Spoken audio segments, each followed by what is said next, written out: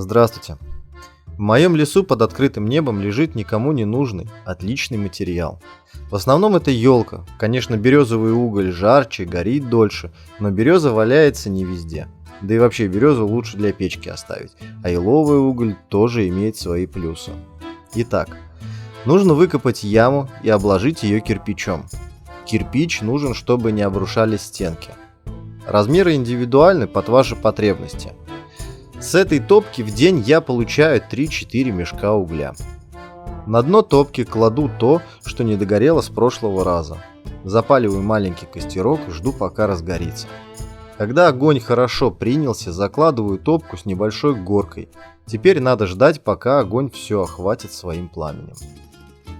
Как видно, дрова превратились в уголь. Теперь надо осадить их немного и положить свежие дрова также с горкой. Не стоит переживать, что уголь внизу прогорит. Напротив, без доступа кислорода древесина, что осталось, дотлеет до состояния угля, а тот, что уже есть, выгорит совсем незначительно. Таким образом, я суммарно делаю 3 закладки дров. И вот когда третья закладка будет похожа на уголь, нужно отсечь доступ кислорода. Я использую стальной лист. Периметр следует хорошо просыпать землей.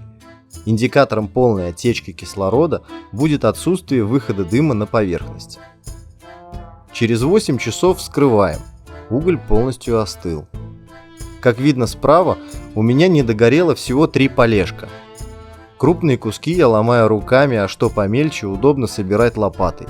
Таким образом, у меня получается 2 50-литровых мешка угля за раз.